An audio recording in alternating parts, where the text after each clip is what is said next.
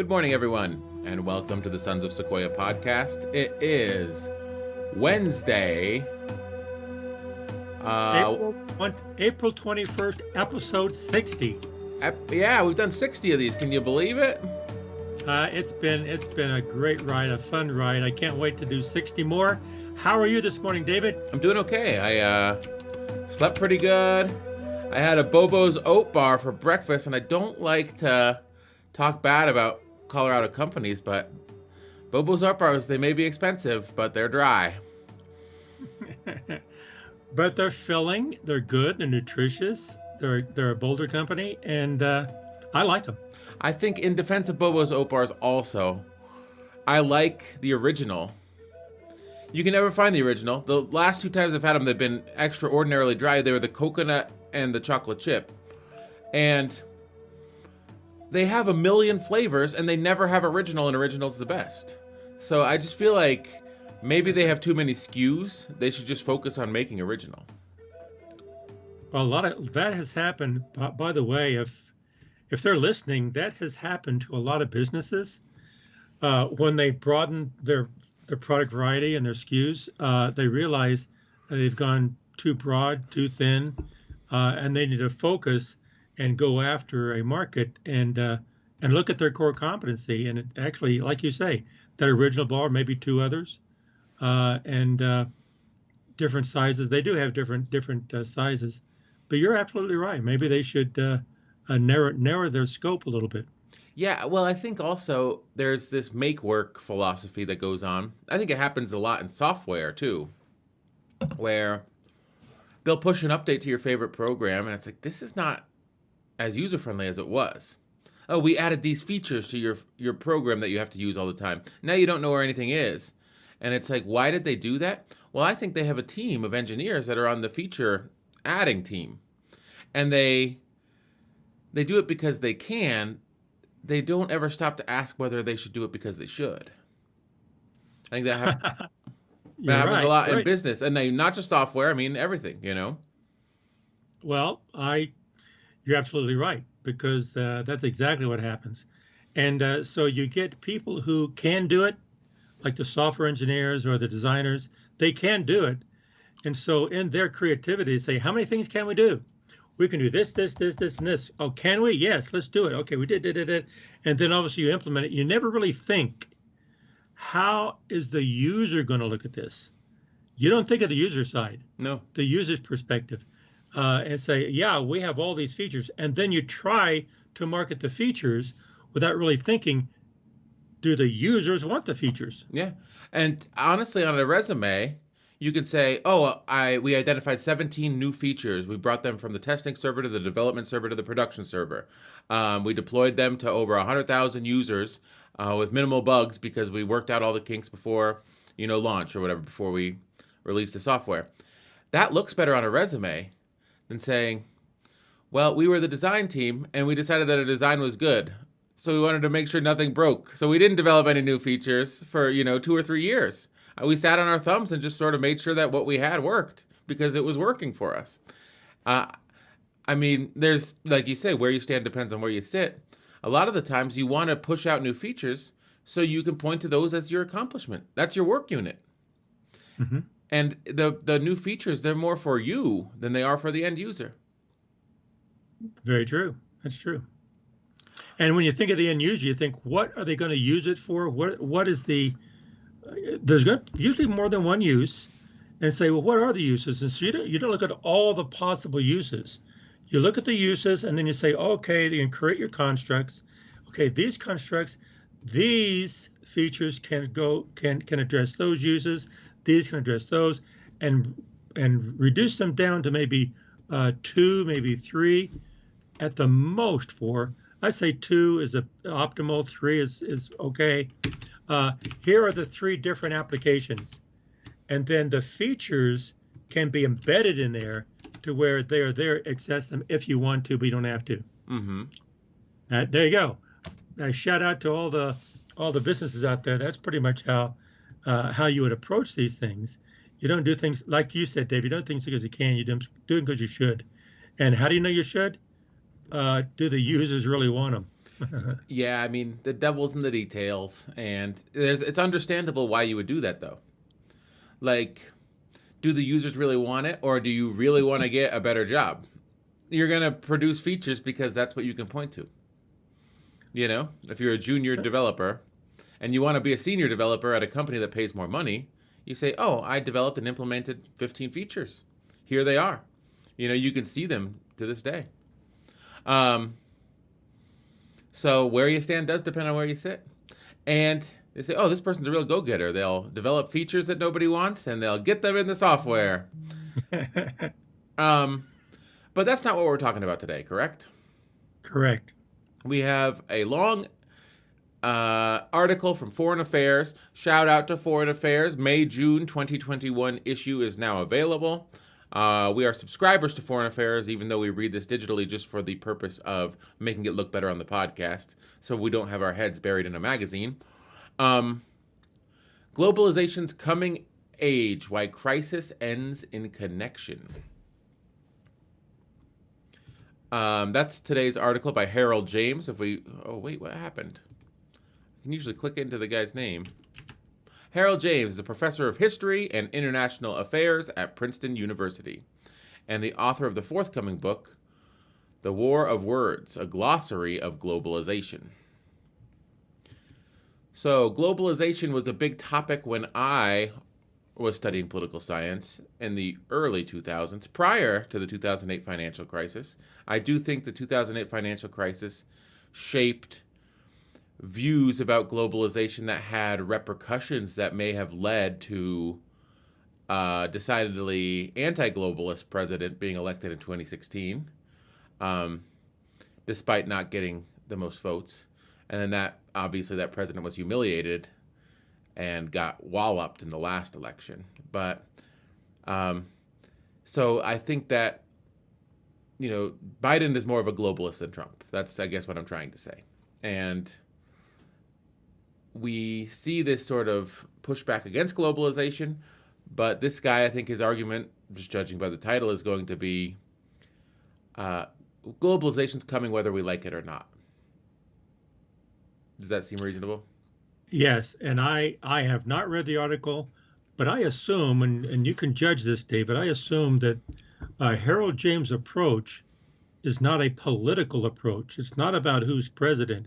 It's about whoever is president, the decisions they may be making, the direction we're going, and what is in the future for globalization, and what connections are there. So he's looking at it from an academic or historical standpoint. Is that true? Yes, I have read the article. And not only is it about who's president, but it's about multiple world leaders and how, you know, you see European resistance to globalization, and that's reflected in the leaders that they selected at the time and the policies that they chose and advocated for. So it's not just America. Every country has to deal with how interconnected will we be, how self-sufficient should we try to be, and then the leaders that they choose sort of come from that gut instinct, because I wouldn't really call it a strategy. You know, it's like something's wrong here. You know, there's a financial crisis across the globe. We need to sort of pull back from this globalization that we've embraced throughout the 90s and the 2000s. And then you see the end result of that and how the United States selects its leaders. But I think that he doesn't just take that one event, because he does mention that event, but he's looking at it from a historical perspective. So you get centuries of how have we traditionally engaged with each other across the globe. These are the precipitating events that we've seen. And yeah, he does a good job. So should we get into it? Sure. Well, actually, you know history better than I do. I love history, but you know it better than I do. And I think when you look at the different nations in our history, in the more industrialized nations or more advanced nations, as far as militarily advanced nations of a couple of centuries ago, they did have connections. Mm-hmm. They tried to connect with each other. Of course, the connections was with a handful or just a few of the major powers. But today, the connections globally, everyone has a part to play. even the third world countries. And I'm anxious to see what he has to say. Okay, do you want to go first, or should I read first? Whatever you want. I'll You want read. me to go? I'll read first. Okay. Okay.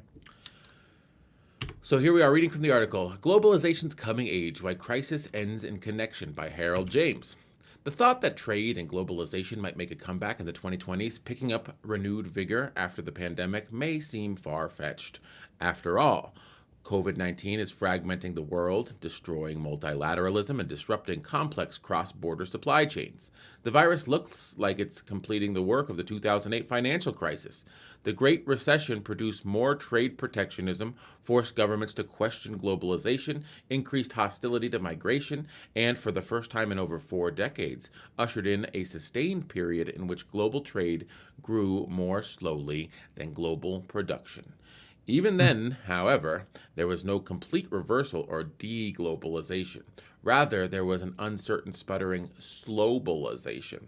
In contrast, today's vaccine nationalism is rapidly driving China, Russia, the United Kingdom, and the United States into open confrontation and sowing bitter conflict within the EU. It is all too easy to extrapolate and see the future of nobilization, globalization vanishing in a viral haze. Over the past 2 centuries, the course of trade and globalization has been shaped by how governments and people have responded to such crises. Globalization comes in cycles. Periods of increasing integration are followed by shocks, crises, and destructive backlashes. After the Great Depression, the world slid into autarky, nationalism, authoritarianism, zero-sum thinking, and ultimately, war. A series of events often presented as a grim parable of the consequences of globalization's reversal. Yet, history shows that many crises produce more rather than less globalization.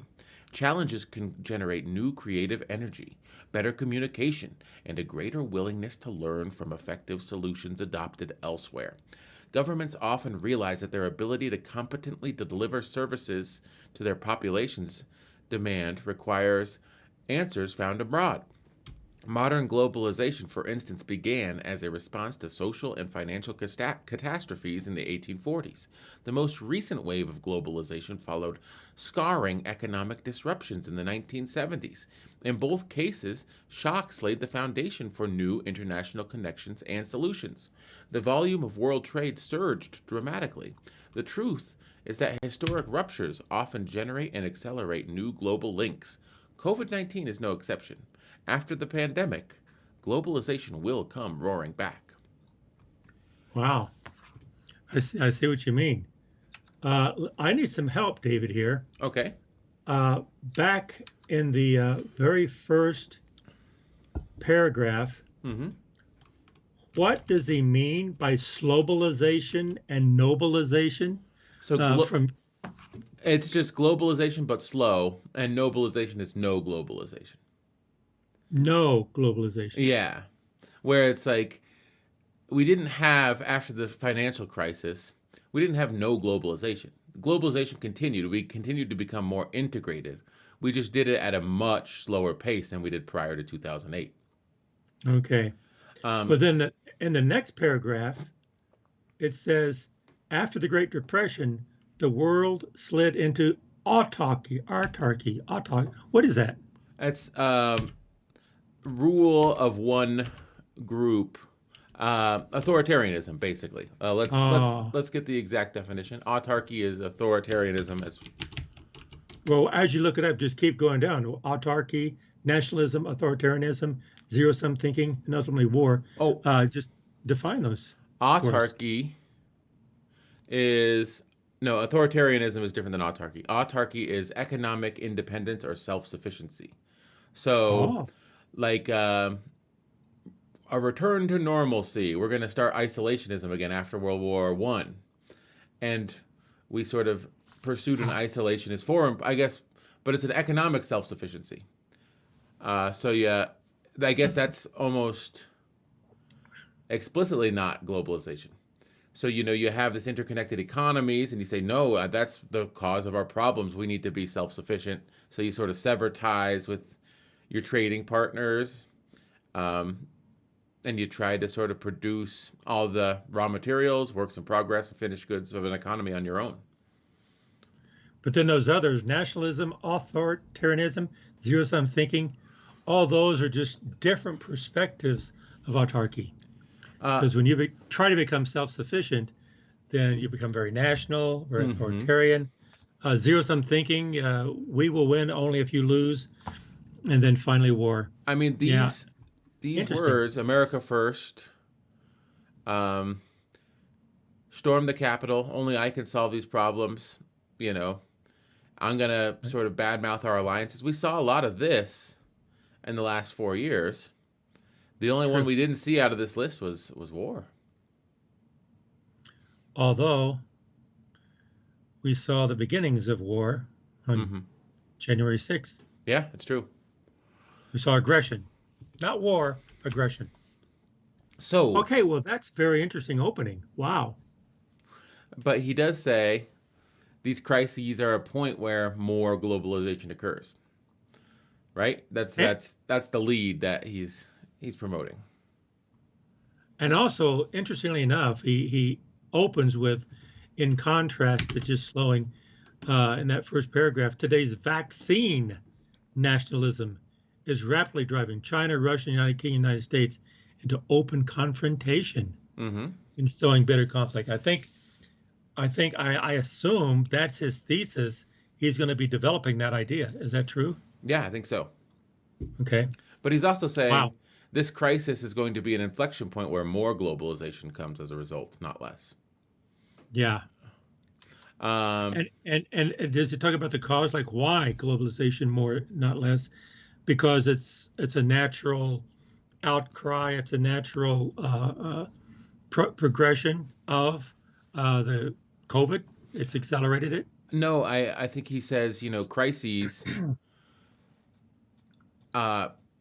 You want to sort of pull back into yourself and vaccine nationalism or whatever. But I think his argument in the end is take a look at New Zealand, take a look at the UK, take a look at the EU, take a look at the African nations and the US, take a look at China.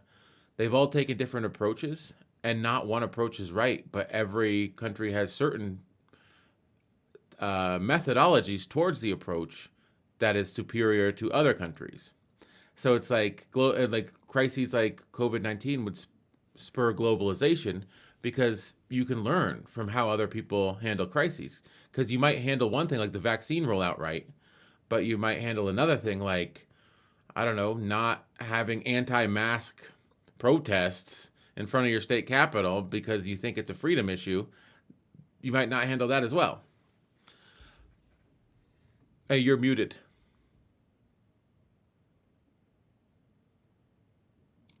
Because every country is different, every society is different, and it's going to be handled differently. But but they all have something to offer. It's sort of like you get best practices when you face a crisis. I think that's one of the things that he's about to say. That sounds cool. That sounds good. Shall we first time around here? Sure. Yeah, the next section is the first time around. The 1840s were a disaster. Crops failed, people went hungry, disease spread, and financial markets collapsed.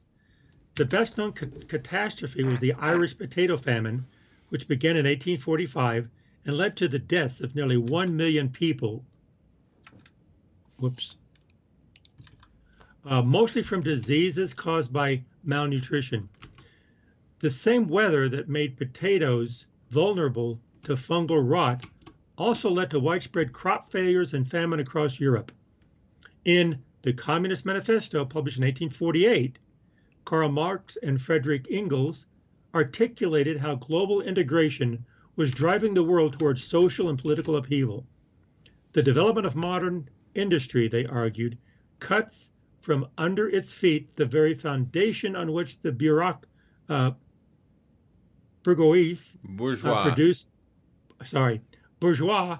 produces and appropriates products. I knew the word, I'd never seen it spelled out. Europe was a tinderbox. In 1848, it ignited in an inferno of nationalist revolution, with populations rising up in France, Italy, and Central Europe. But the economic shock of the 1840s did not reverse the course of global integration. Instead, trade expanded, governments reduced tariff barriers, capital mobility surged, and people moved across continents. Migration was not only a response to social and political immiseration, it also reflected the promise of new prosperity. Historians now think of the second half of the 19th century as the first age of globalization. Food shortages highlighted the need for broad and diversified supply chains, and leaders realized that a modern state needed reliable access to supplies from beyond its borders. In the United Kingdom, the British government initially responded to the Irish famine by importing corn from outside Europe. At this time, The Economist argued that, except Russia, Egypt, and the United States, there are no countries in the world able to spare any quantity of grain worthy of mention. Imports, however, failed catastrophically. This was in part because the new food was unfamiliar, but above all, it was because London couldn't work out how to pay for the goods. Trade deficits generated currency shortages, which pushed up interest rates in the United Kingdom and France. This intensified a manufacturing crisis, itself the result of a decline in purchasing power caused by surging food prices. Although the best solution was to sell more goods abroad, that would have required governments to lower trade barriers and open up their markets. These shortages generated popular demands for more competent governments.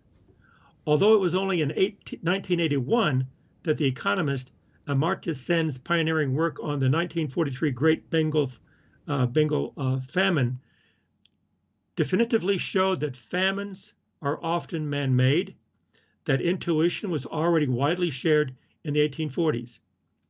John Mitchell, an Irish nationalist who immigrated to the United States, concluded, "No sack of Magdeburg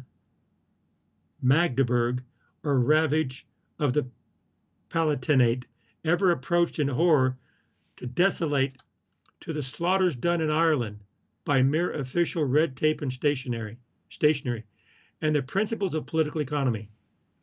Sorry for mispronouncing those things. Governments everywhere eventually responded to these demands. That meant learning from successful efforts elsewhere. The United Kingdom enacted a series of civil service reforms, adopting a competitive examination process in place of arcane patronage. The most striking extension of state capacity, however, occurred across the English Channel, where Louis Napoleon, the nephew of the emperor, was elected president of France in 1848. After a coup and a series of plebiscites advertising his competence and activism, Napoleon made himself president for life and eventually emperor. Napoleon III, his policies were designed to show the benefits of an efficient autocrat over divided liberal regimes.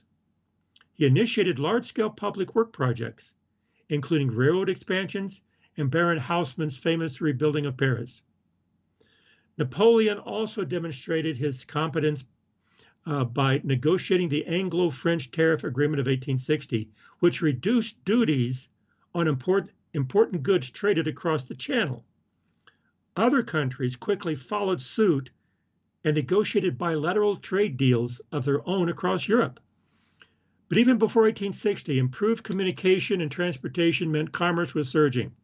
Global trade in goods accounted for just 4.5% of output in 1846, but shot up to 8.9% in 1860. The events of the 1840s also laid the foundation for a wave of institutional changes to address the proliferation of small states with a limited ability to deal with migration. The creation of new nation states with novel currencies and banking systems, notably Germany and Italy, and administrative reform in the Habsburg Empire, ending internal customs duties and serf labor, were all designed to push economic growth. In this context, the American Civil War and the Meiji Restoration in Japan were also nation-building efforts meant to maximize the effectiveness and capacity of institutions. The abolition of slavery in the United States and feudalism in Japan were profound social and economic transformations.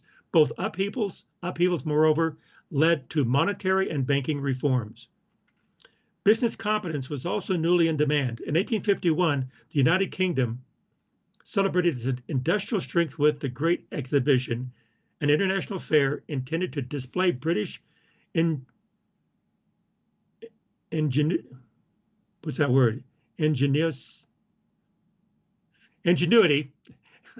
and mechanical superiority, as well as the virtues of peaceful commerce. Some of the most stunning products, however, were neither British nor particularly peaceful among them. The steel cannon, invented by a German, Alfred Krupp, and the revolver, developed by an American, Samuel Colt. British observers saw continental Europeans catching up and overtaking their own country. To the British scientist Lyon Playfair, the exhibition showed very clearly and distinctly that the rate of industrial advance of many European nations, even of those who were obviously in our rear, was at a greater rate than our own. He went on, in a long race, the fastest sailing ship will win, even though they are far for a time behind. The event taught world leaders a powerful lesson.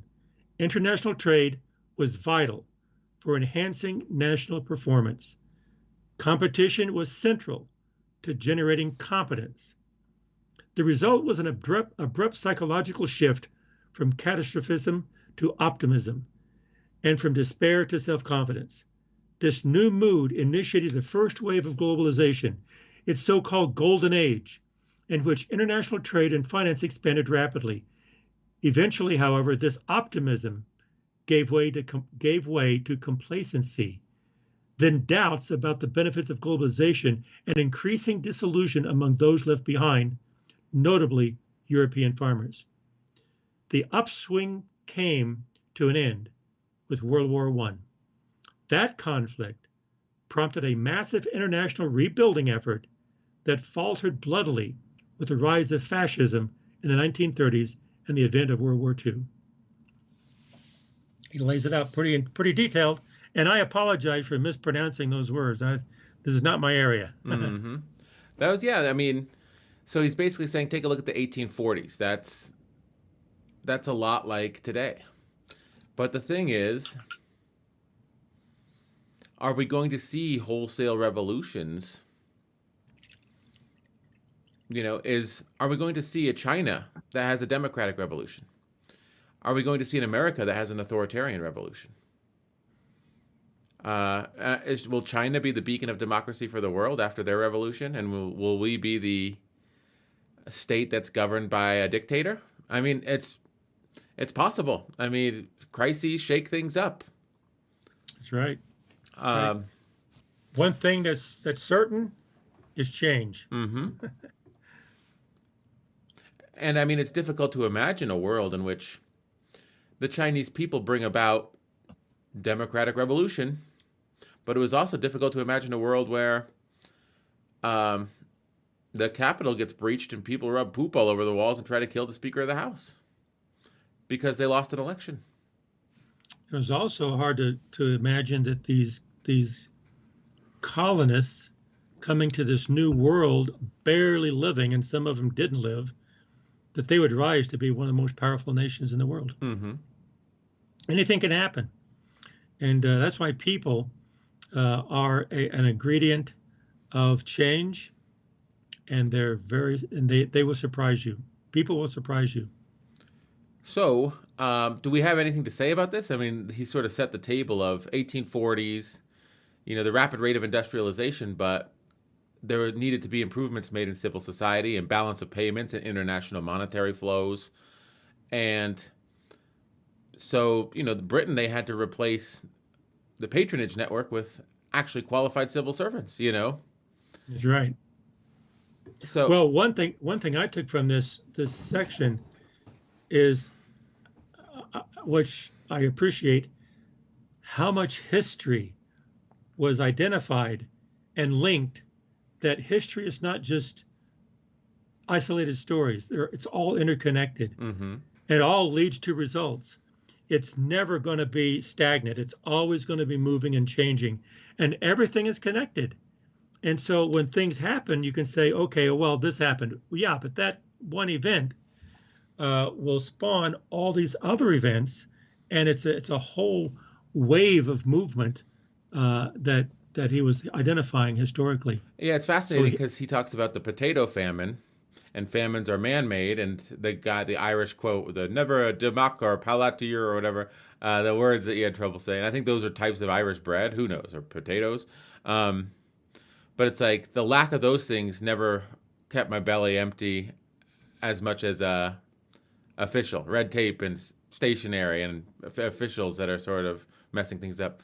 And he says there's been research done that famines are caused by managerial incompetence, not just drought and flood, especially in an interconnected world. Um, but he starts with that. He starts with the potato famine. And then he says that happens. That's a crisis.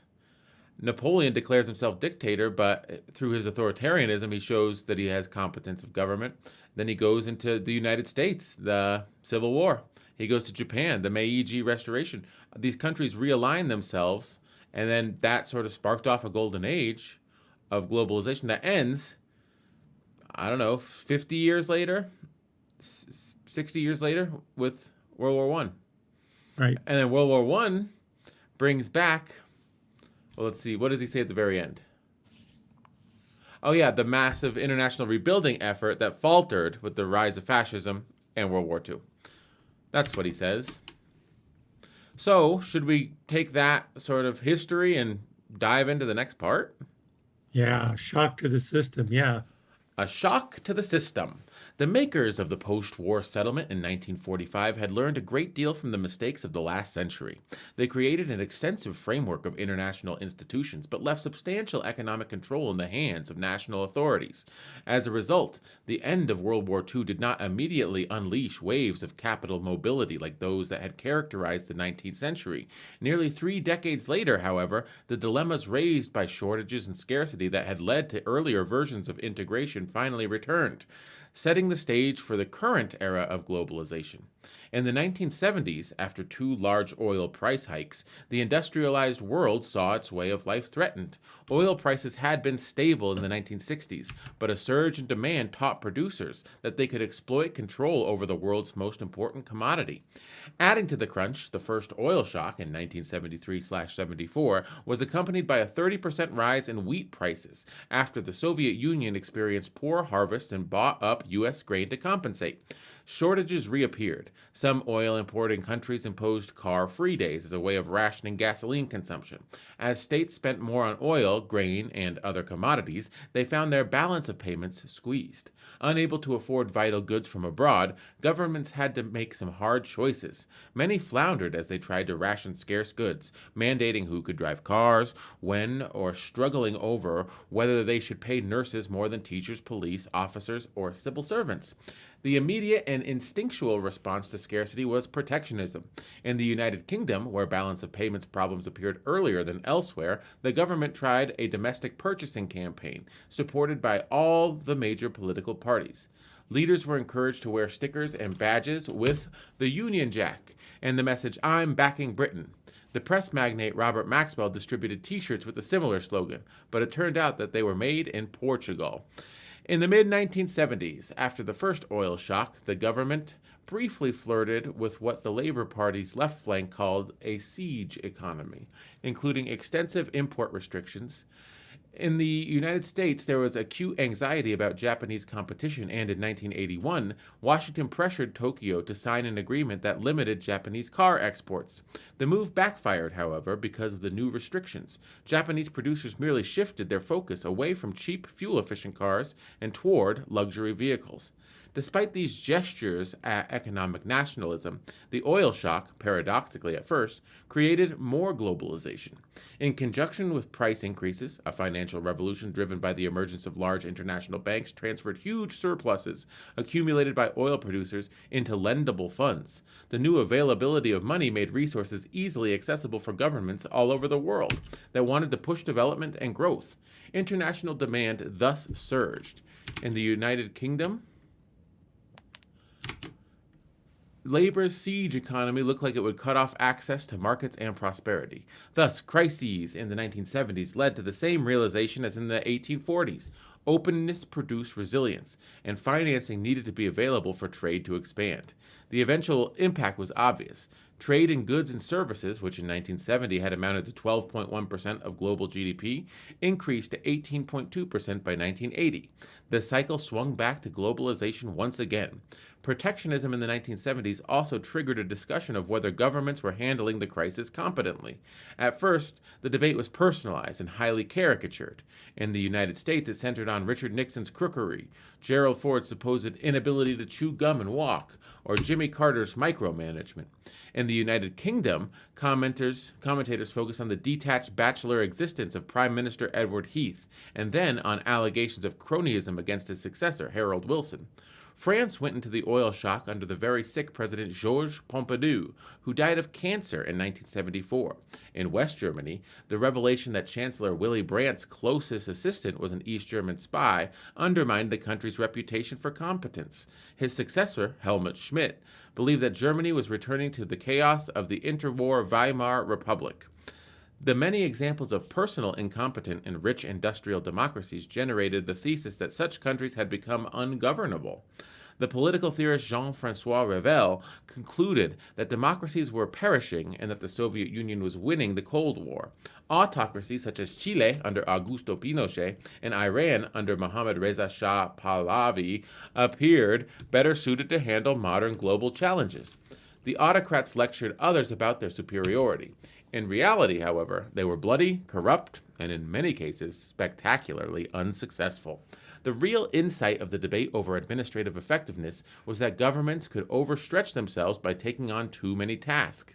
That realization inspired a key tenet of what is later widely derided as neoliberalism, the belief that if governments took on micro decisions such as determining wage and price levels, a central part of Nixon and the British government's bid to contain inflation, they risked their legitimacy and reputation for competence.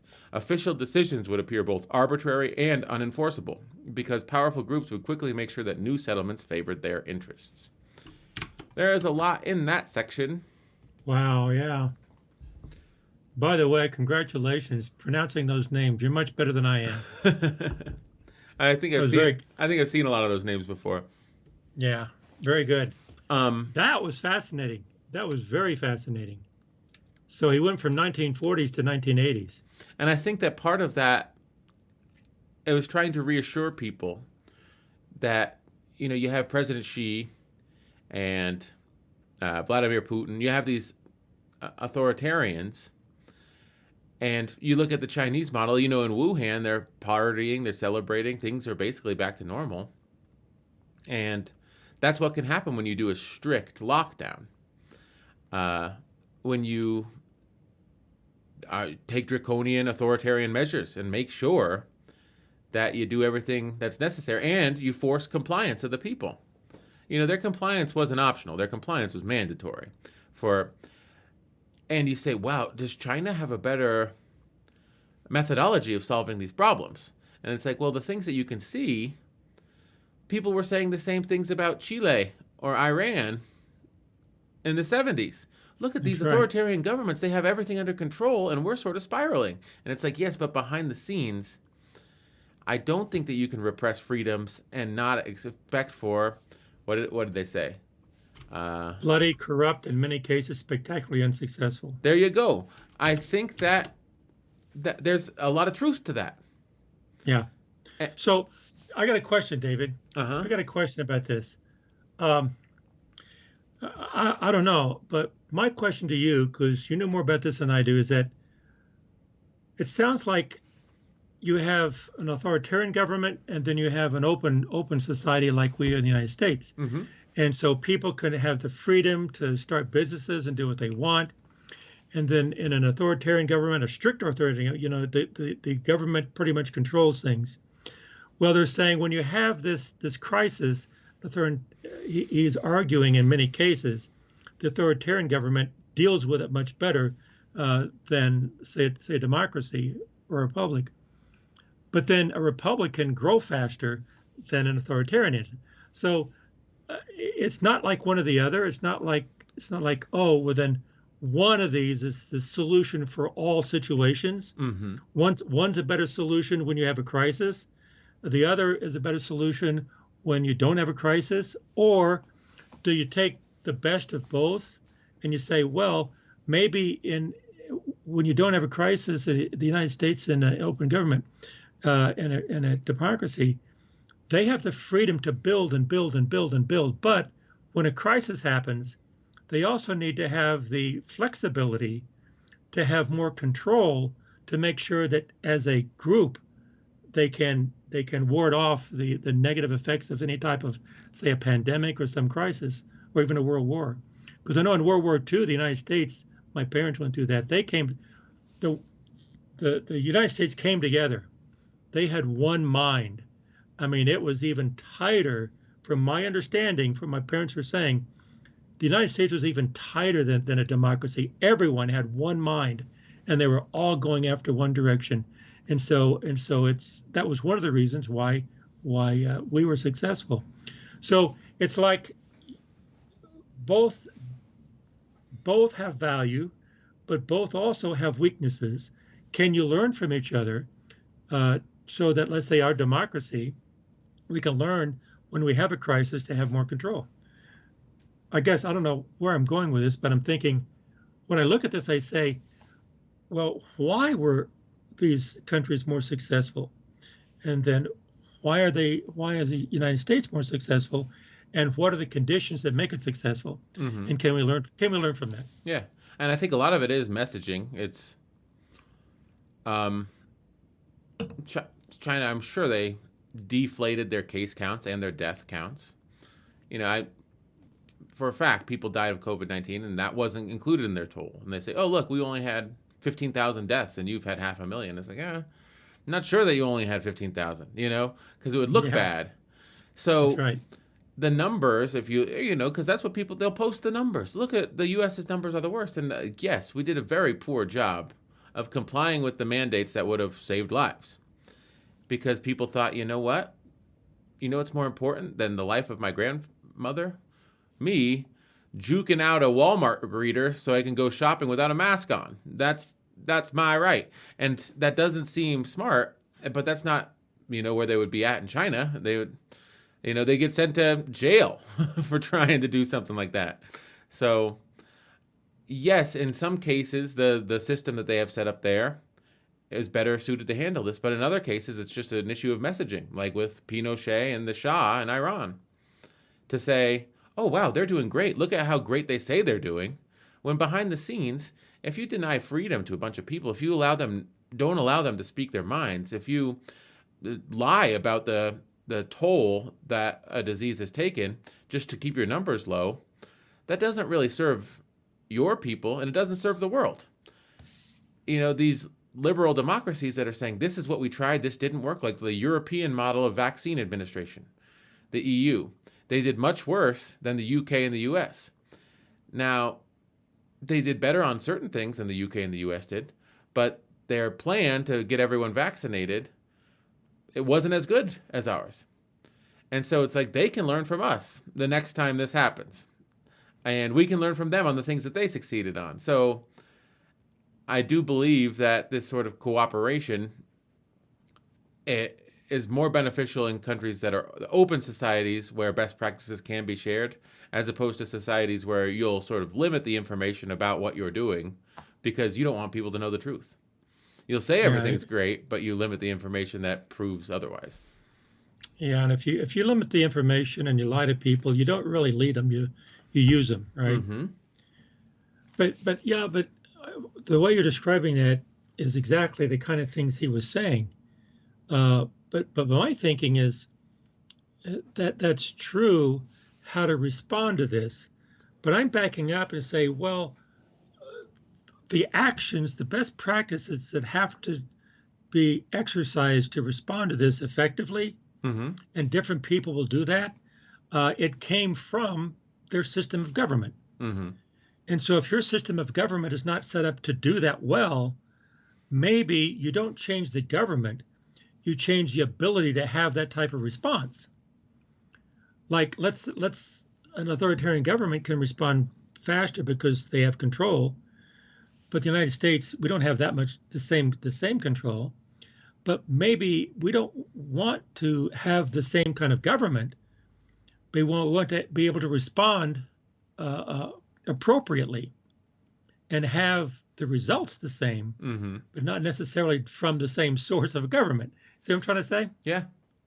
Yeah. So hopefully we can learn from, make ourselves more resilient, more agile, pulling from supply chain. And also, I also noticed he mentioned commodities. How when you have a very, very thin risk of to manage your commodities, and that's just disrupted a little bit. Well, cutting off your supply chain of your commodities will wreak havoc and also a lot of problems in your society. Yeah. And that'll filter right up to your government. And so one way is to strengthen supply chains and strengthen your connection, the network, the global network connection of commodities, so that the countries depend on one another with commodities, and not just one country versus another, not one powerful country, but all the countries depend on each other, kind of like blockchain. Yeah. It reminds me of like commodities, like you say, when you depend on, raw materials to run your world, the absence of those materials is very shocking. I forget what book it is. Maybe it's A Tale of Two Cities, but I forget. But it says, revolutions, they're not about ideas. Revolutions, they don't get born in the mind. They get born in the belly. Like if your people are starving, they're going to take up arms against you because it's your fault. And like they're saying with the famine. And so, I mean, yeah, wheat prices, but oil also, the freedom of transportation, the heavy industry that's relying on crude oil, that starts to become prohibitively expensive. It's like, yeah, it's tougher to get from place to place, but you're going to lose a lot of jobs because you can't transport goods from one place to another. It's like, so you lose your livelihood. And then, so it's a domino effect. It's not just the belly like it was in the 1700s. It's this whole system that we need all these raw materials. We need all these commodities to sustain our life. And any disruption to any one could sort of upset the balance of the system. It's a very, very good point. How revolutions really don't start with principles; they start with your belly. And I think that's extremely true. So how can you create a revolution in a country? Start cutting off their supply chain, and the people will want change, because this is not sustainable. It's not working. We're dying, and so you're going to create change. Very interesting. Yeah. But again, history is so fascinating, and I think that's why this article is so compelling, because he goes back into history and lays the foundation for what's happening. So it's a historical perspective of the globalization, but also the political aspects, the historical aspects, the social aspects. Yep. And history connects everything. I also so I was talking about Trump, and the 2008 financial crisis caused us sort of to pull back into autarky and sort of favor authoritarianism, and that. But he has made a very compelling case without once mentioning Trump. It's not about Trump.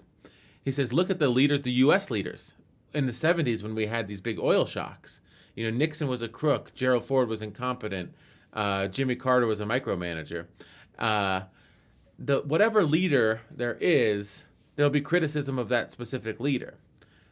But I think it's also dangerous to overestimate the effect a leader has on the 7 billion people on this globe that are trading. One single, even if you are the president of the most powerful country in the world, I think you have less influence over globalization than people might think.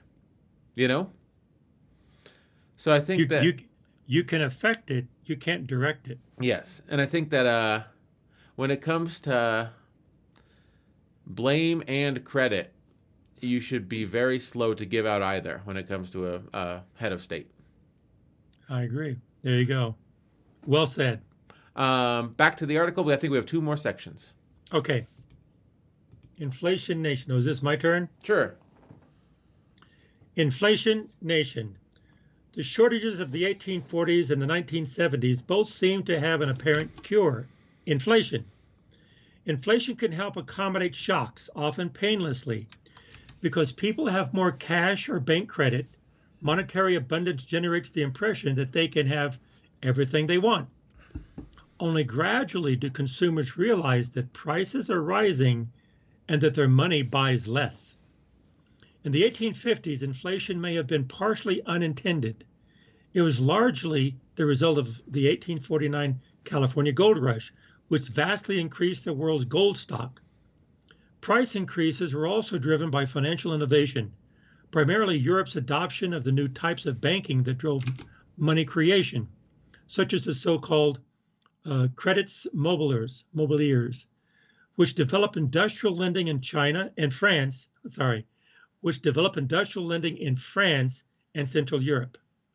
By giving people apparently greater wealth, this increase in the supply of money and the resulting mild inflation helped governments appear more competent and made businesses more consumers more confident.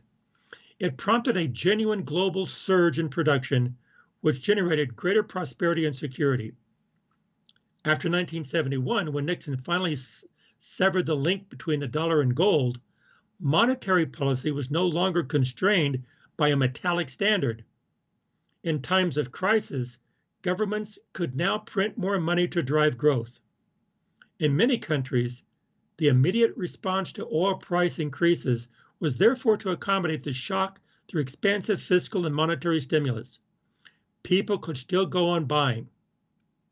That reaction spurred inflation, which by 1974 had risen to 11% in the United States and beyond, that in some other countries, in 1975, the United Kingdom's inflation rate reached 24%.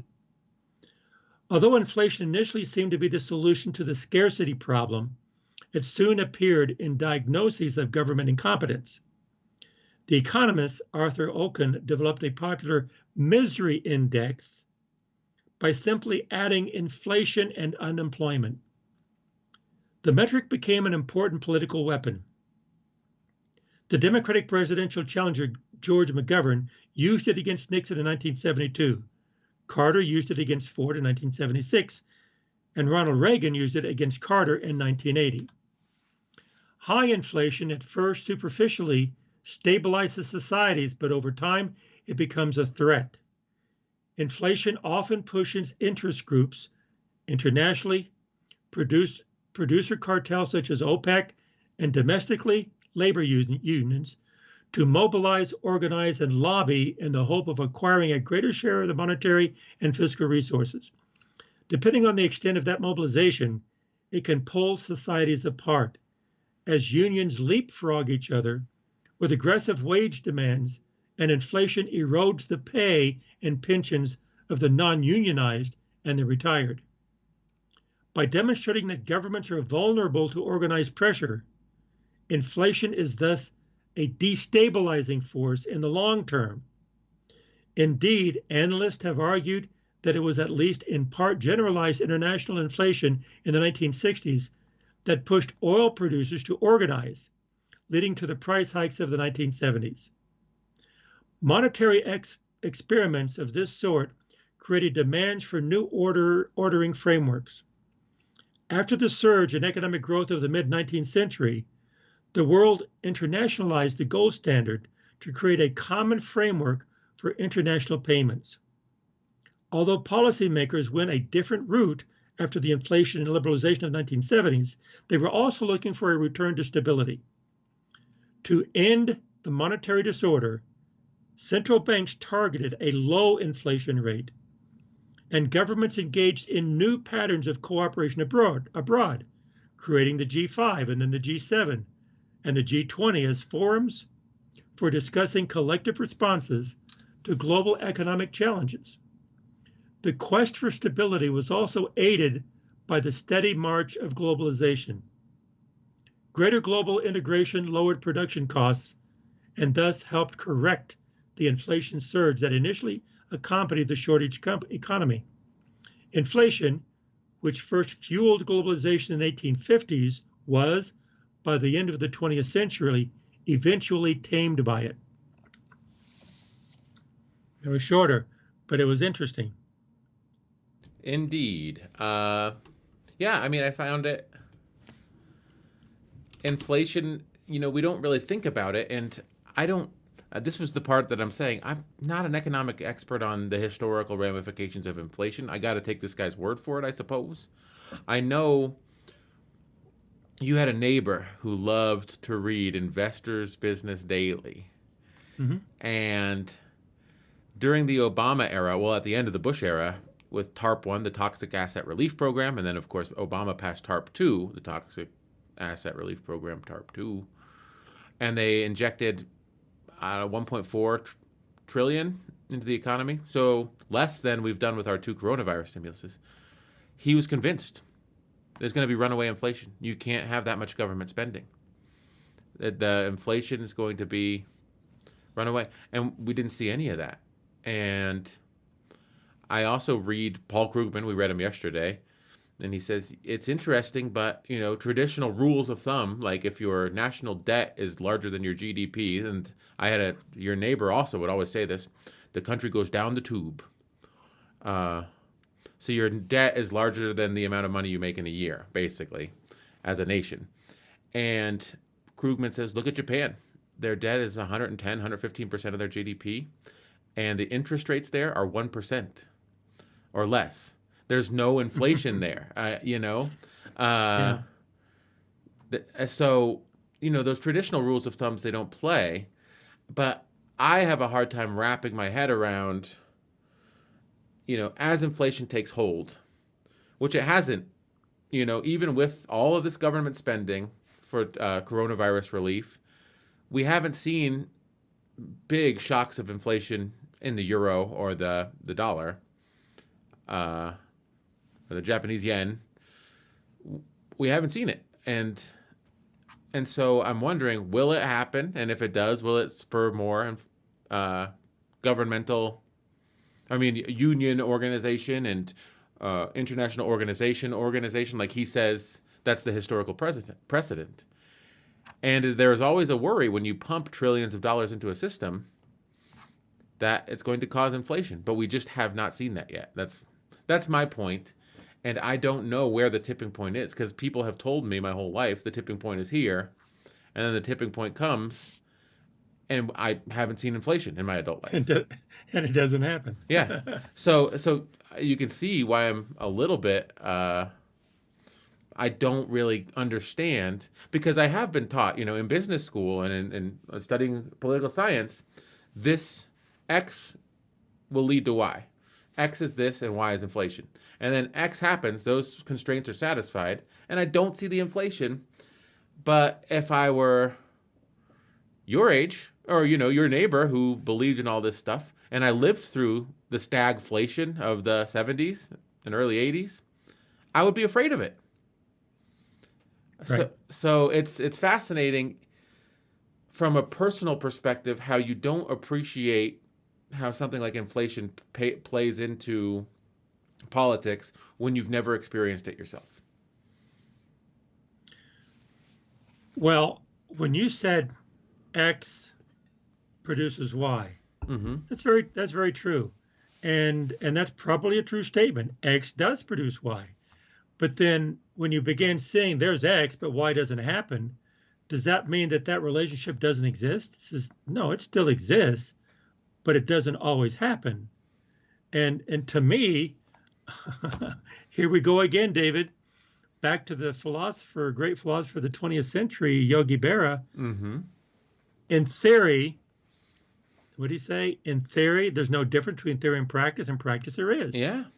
And I think that's there it is again in politics, in fiscal, in politics, in the inflation, in globalization.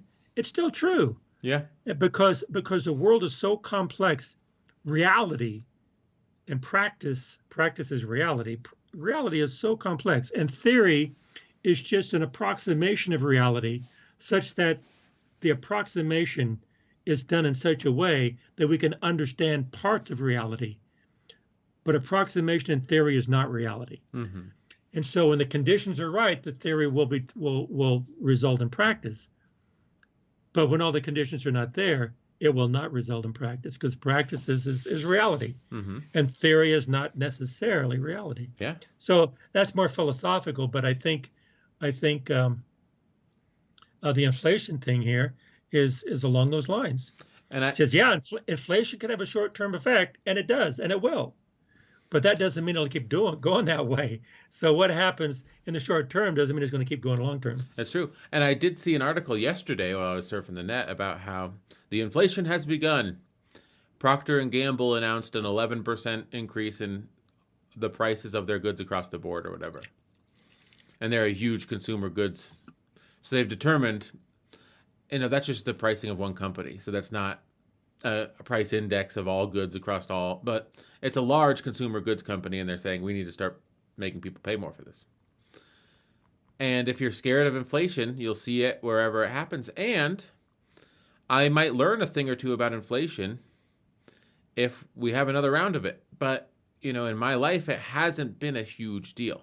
So, and that's because I lived in America. I'm sure if you lived in Venezuela, where people are struggling, they were racing 5 years ago to buy Bitcoin because your money was worth half as much as it was at the end of the week as it was at the beginning of the week because of inflation. That's right. If you live through that, it's like, holy crap, this is a problem. But since I've never lived through it, it's difficult to conceptualize a world in which the $100 I have in my pocket is worth 50 by the end of the week in terms of raw purchasing power, because I've never lived through anything like that. And I think it's important when you talk about these issues, I don't know, I think it's important because I'm saying it, to acknowledge where you don't know. You don't have any personal experience.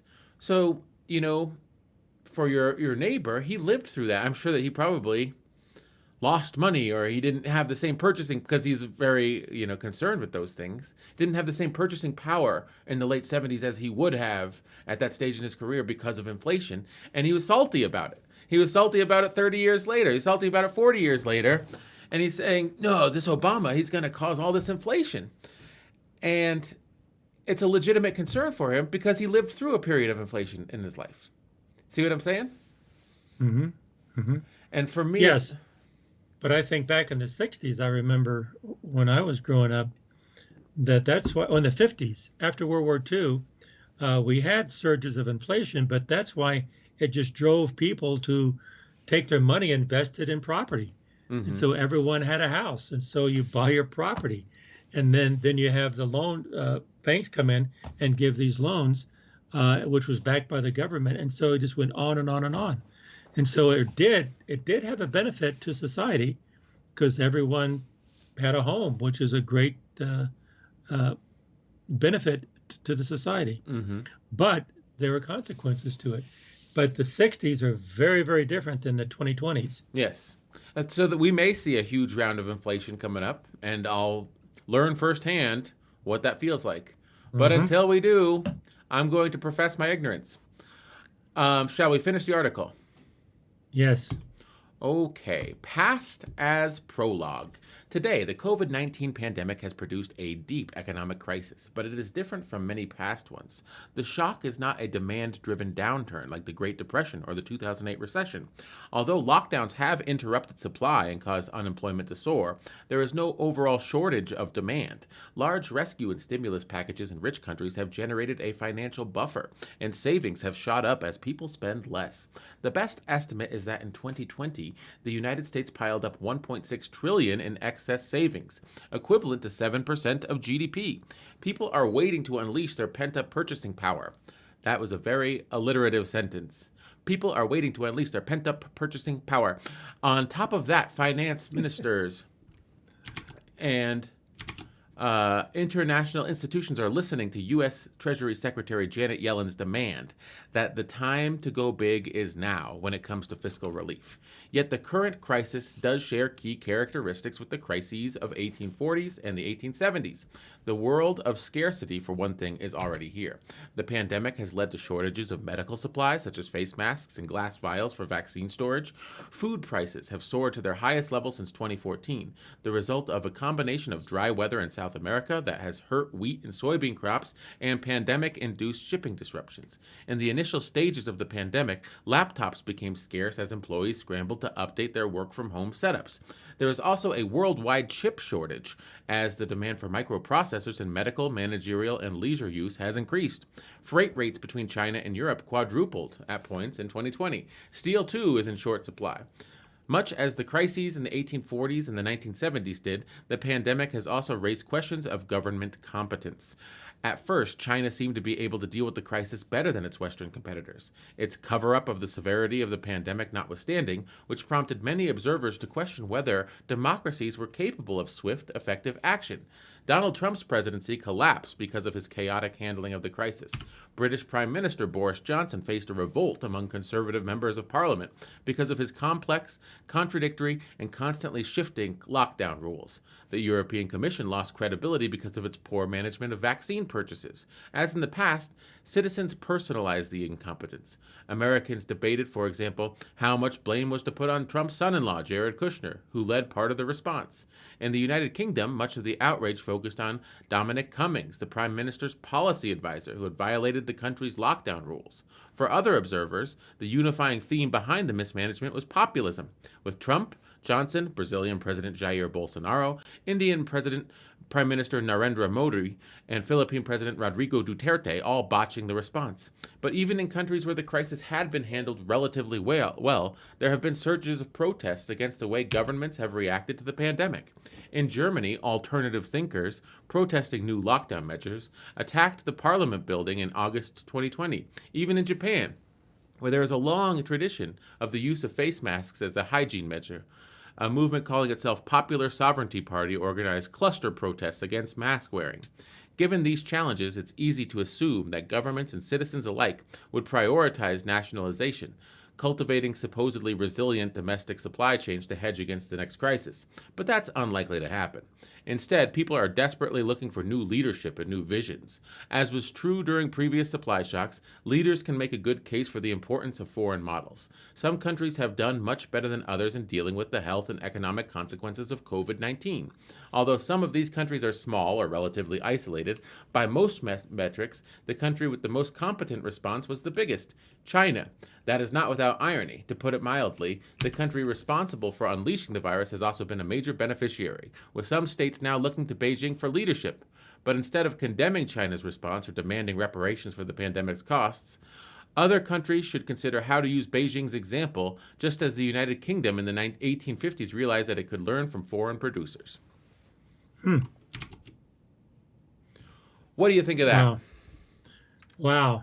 That's very interesting. I don't know what to think of it. I think he's basically saying,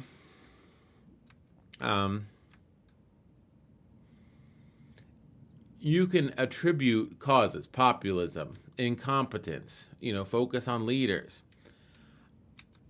But I think that the message that I'm taking from it, which may not be the right message, is look at who's done well. Look at who's done poorly. Don't do the things that cause you to do poorly, and do the things that are good. Take a hodgepodge of the U.S. vaccine rollout, the EU's programs for this, the Chinese programs for this, and sort of just learn best practices by observing what went well and what went poorly in other places. Yeah, I look at that and go, wow, what is he saying here? It seems to me like he's saying no one person has the answer. No. Everybody needs to learn from each other. It's a collective type best practices thing. You don't say, oh, let's do what they do, or let's do what they do, or let's do what they do. No, you can't do that. You say, let's just all come together and share so that we have something that no one is doing Hmm. totally. Yeah, it's very. Seems to me that's what he's saying. But at the very end, he says, like just as Yannick in the 1850s realized that it could learn from foreign producers, they keep saying we'd learn from each other, learn from each other, learn from each other. Hmm. Even China, learn what China's doing, learn what all across the globe. So the globalization, he's saying, is not a bad. It can be a bad thing, it can be a good thing, but one thing we should do in globalization is learn from each other, Yeah. because because some things will work in certain areas of the world that don't work in others. Some things will work in some societies and countries and political structures that don't in others. But that doesn't mean you can't learn from them. So Is, yeah, is that is that what you got from it? that's what I got from it. And there's, I mean, it's a simple thing, but should we finish off the article and then sort of wrap this Hmm. up? Yeah, let's finish it. No surprises. Familiar historical forces will drive post-pandemic reglobalization. In a world facing enormous challenges, not just the pandemic, but also climate change, solutions are global public goods. In 1945, the architects of the post-war order believed that peace and prosperity were indivisible and could not be the property of one nation. Now, health and happiness are the same.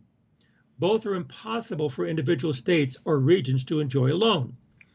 Technology is also transforming a globalizing planet, as it did in the 1840s and the 1970s. In the mid-19th century, the drivers were the steamship, the undersea cable, and the railroad. In the last quarter of the 20th century, it was computing power. The first widely available personal computers appeared in the early 1980s. Today, data occupies the same position, linking the world and offering solutions to major problems, including government incompetence. New types of information might help leaders attack some of the inequalities and injustices highlighted by the COVID-19 pandemic. More automation might mean that machines can take on some of the repetitive and dangerous tasks performed by low-paid essential workers. Telemedicine and data-driven public health can trigger faster and more precisely targeted pharmaceutical or medical interventions. As in past crises, there is also an immediate and powerful global demand for cheap and reliable products. In the mid-19th century, it was foodstuffs. In the 1970s, it was oil and commodities. In the 2020s, it is medical supplies, data chips, and rare earth metals. To be resilient to new shocks, these commodities need to be produced and traded internationally by a multiplicity of suppliers. Governments and businesses also need to continuously innovate, as it did in the 1840s. As it did in the 1840s, isolationism today would mean cutting off opportunities to learn from different experiments. No single country or its particular culture of science and innovation was responsible for the development of the effective COVID-19 vaccine, one of the miracles of 2020. Success was the product of intense international collaboration. This story of innovation also applies to government competence. No state can succeed alone. Even if one particular decision is by chance spectacularly successful, say Germany's impressive testing record or the United Kingdom's fast vaccine rollout, it is usually difficult to repeat that success in other policy areas. Policymakers may stride confidently past their first victory, only to slip on a banana peel. The United States, in particular, may find this a hard pill to swallow. Americans have long been attached to the idea of their country's superiority, akin to the belief held by the British in the mid-19th century. COVID-19, like the 1840s famine and the 1970s oil shock, presents both a crisis and a learning opportunity. The United States has coasted on the idea that the world needs the English language and the US dollar. Neither of those assumptions can hold forever. Just as automatic translation technology is increasing linguistic accessibility, a different currency could become a new international standard. The dollar is not an adequate insurance policy or a viable basis for Washington to reject need for change. The challenge of the new upswing in the cycle of globalization will be to find ways to learn and adapt, increasing the effectiveness of government and business without compromising fundamental values. As in the 1840s and the 1970s, financial and monetary innovation, or the tonic of inflation, will drive transformational change. Memories of crisis will push countries and governments to adapt in 2021 and beyond, just as they have before. There we go. Yeah, he pretty much summed up what we were saying. Mm-hmm. So we need each other. Yeah. We need to learn from each other. So now that we've read the article, what do you take away from it? Well, personally, which we can talk about this after we close off, I'm teaching supply chain management next month at the university. I'm thinking, wow, I really should look a little bit deeper into what he's saying about what is learned by nations and how they collaborate with the supply chain. So I talk about the technical aspects of the supply chain, but maybe I need to back up and look more about the political aspects of the supply chain. He attacked that pretty strong. But also, he doesn't really understand. He's not a supply chain guy like you. So when he says, yeah, where do you say it? Do I have it pulled up? Yeah, I do. In the 2020s, it is medical supplies, data chips, and rare earth metals. Yeah. Okay, medical supplies and data chips I can buy. You build new foundries, you're able to have an appropriate number of chips being made. Medical supplies, you manufacture them wherever they need to be and make sure there's adequate supply. The one thing is rare earth minerals are by definition rare. And if they only exist in one or two countries in this world, if there's only so many neodymium mines, and they might be in China and Mongolia, and it's like, well, we need to get these from a multiplicity of sources. And it's like, well, that would be nice, but they're only in China and Mongolia.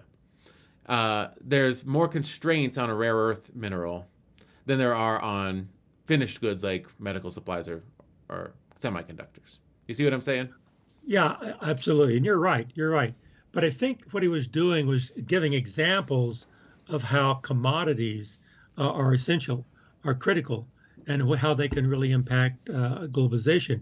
The next sentence, he says, to be resilient to new shocks, to be resilient to new shocks, these commodities need to be produced and traded internationally by a multiplicity of suppliers. Well, that's getting right into supply chain design, and resilient supply chains is really, he's using the term and shocks loosely. Usually resilience and agile supply chains, it really applies to changing market moves. Yes. Okay? Well, we discussed the semiconductor shortage, and it's the low-end chips that are halting production of $1 trillion worth of goods. It's not the ones that are in your cell phone. It's not the ones that are in your laptop. It's the display driver chips that are $1 that are manufactured in Taiwan. They can't make them fast enough. Well, resiliency in supply chains means when the supply chain is disrupted, how does it bring it back? But shocks refer to responsive supply chains or agile supply chains that can take a shock and respond very quickly to it. And so one is coming back, the other is moving with it. So the supply, to me, I think commodities are so essential to not only to a nation, it's also for the globalization, but also understanding the difference between resiliency and responsiveness is critical to create a supply chain that can move into the 21st century or in the 2020s and 2030s. And I think everyone has to start thinking of the commodity supply chains. And it can't be nationalized. It has to be internationalized. But that's my thesis. Maybe I should write an article. Maybe we should write an article, David. We should write an article, David. Here's my issue. I think I'm lost in the weeds. So you're thinking of this from the supply chain management perspective. That's And true. it shouldn't be nationalized. I'm thinking there are certain rare earth minerals where the only mines in the world are in China. Yes. And they're vital components to goods, technological goods that are necessary. Well, it shouldn't be nationalized, but if China controls 100% of the world's supply, do you think that they'll say, you know what we need to do? We need to get European and American firms out here to start their own mines so that it's not, they're going to dominate that because they have their ace in the hole. So Yeah, that's not going to happen. yeah. So but I think that I'm thinking too practical. Like you're saying, well, if there is a rare earth mineral that the only mines are in China, and we don't know if they exist anywhere else in the world, we might need to develop production mechanisms that circumvent the use of that specific commodity. Exactly. And that's being not resilient, that's being agile and responsive to different changes. And those are shocks. Now, what you're explaining would be resilient to a pandemic, or where the supply chain totally goes away. Mm-hmm. You have to bring it back, And the different University of Minnesota, they do a lot of really good work in the supply chain area too. But the CU Denver, they have a commodity center, and we look at the commodity supply chain as far as the commodities are concerned. Mm-hmm. But other universities in the United States, in Europe, in France, all over the world, again, this analysis of the future going forward, the universities can be part of the dialogue, mm-hmm. and to say, look, there's a lot more to this, and this author, Harold James, he is a professor of history and international affairs at Princeton, and so they need to chime in and they need to be part of the dialogue. Yeah. So I kudos to Dr. James. These kinds of articles need to be written. Yeah. And also kudos to the to Foreign Affairs for publishing these. These are not just interesting articles. These are crucial articles, mm-hmm. important articles to be written, to be read, and always listen to what people are saying. Try to understand what they're saying. You don't have to believe them, but always listen to what people are saying. Yeah, I think that's probably a good place to leave off, don't you think? If you think so, it's fine with me. You want me to close it out? Let's close it out. Let's call this one an episode. Thank you for tuning in to the Sons of Sequoia podcast every Monday through Friday at 9 a.m. Mountain Standard Time. That's 11 Eastern, 8 Pacific. And the Sons of Sequoia say, keep on talking, but listen more than you talk, and try to understand what the other person is saying. Goodbye. Bye.